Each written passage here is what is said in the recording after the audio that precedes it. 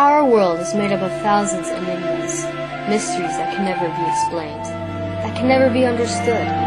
Reality as we know it is defined by facts, for they prove our existence. Illusions only exist in the mind, for they are unreal, misleading images or appearances that are the apparent perception of things around us that aren't actually there. Unexplained, elusive activities tend to deceive us, mislead our minds and show us what isn't real.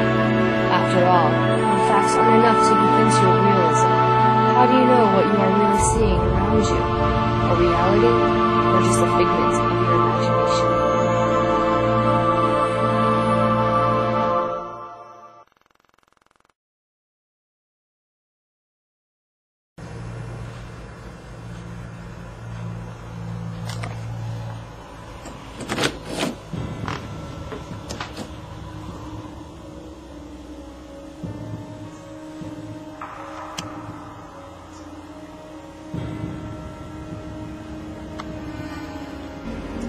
You're late.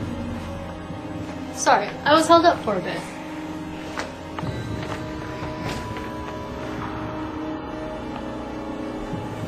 Where's Dr. Burke? She's on medical leave for a few weeks. So what does that make you then? Your substitute shrink? I suppose you could call me that, but why don't you take a seat and we can begin.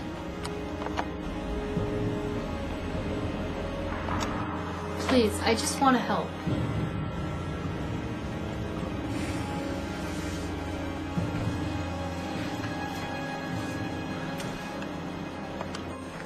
So, Riley, I read your file and it says you're 18, freshman at college. Ooh, you're majoring in psychology. Living on your own. So why don't you tell me why you're here? People think I'm crazy. Why do you think that? I thought you said you read my file. I did. It says right here that your boyfriend had committed suicide 3 weeks ago in your apartment.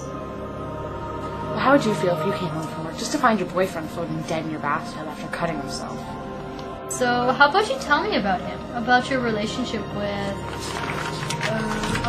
Ryan Marshall. We'd been together for 4 years. He lived with me at the time of his death. He was what? Tell me, Dr. Conrad, would you call me crazy if I told you he wasn't dead? What do you mean? That would seem silly, right? I mean, I was there. I found his body. I was at his funeral when they buried him. And yet... Why would you think he's still alive? I should go now. No, wait.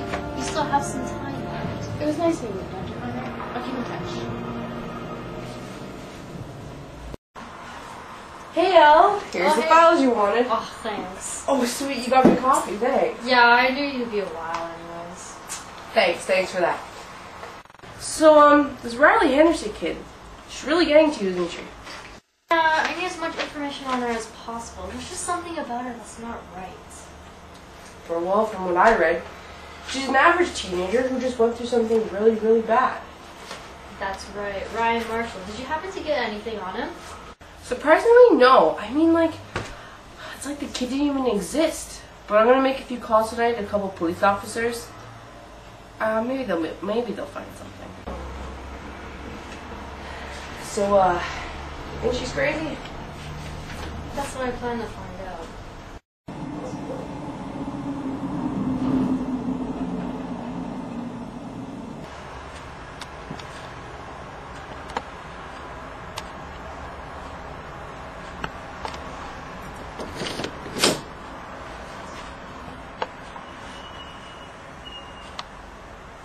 Riley?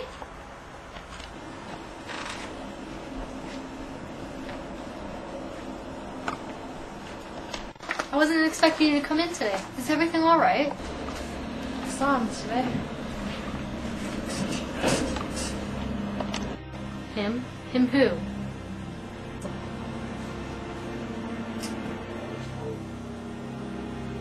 Ryan?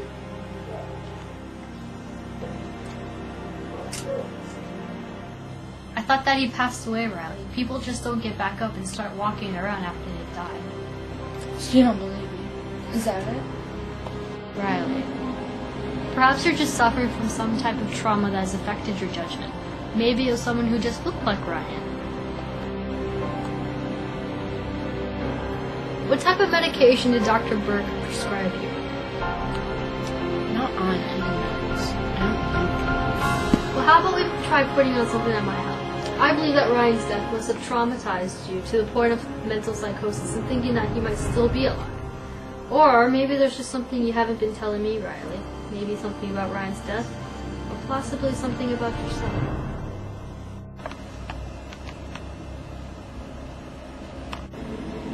Riley?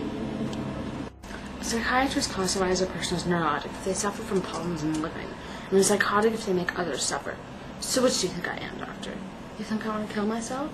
Or possibly, do you think I killed my boyfriend? That wasn't exactly what I was implying, Riley, but... You see, doctor, I always divide people into two groups. Those who live by what they know to be a lie, and those who live by what they believe, falsely, to be true.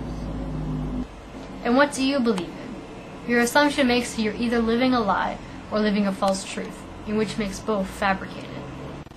Exactly. Nothing in this world is real anymore. No one ever sees good come with telling the truth. So in other words then, Riley, you've been lying to me.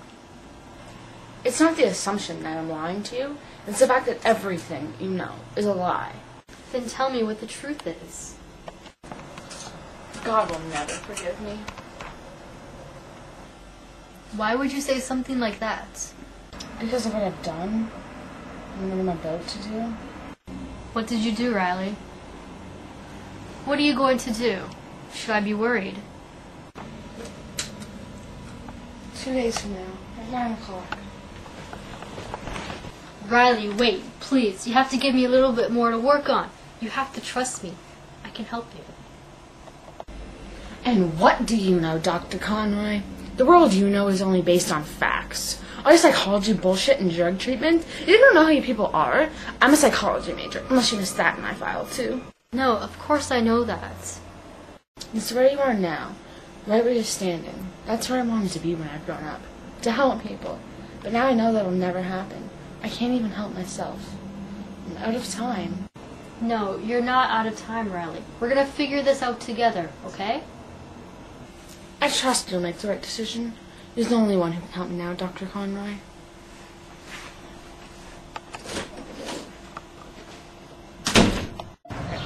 So, you made new discoveries on your patient? I'm not quite sure how to handle the situation. She's smart.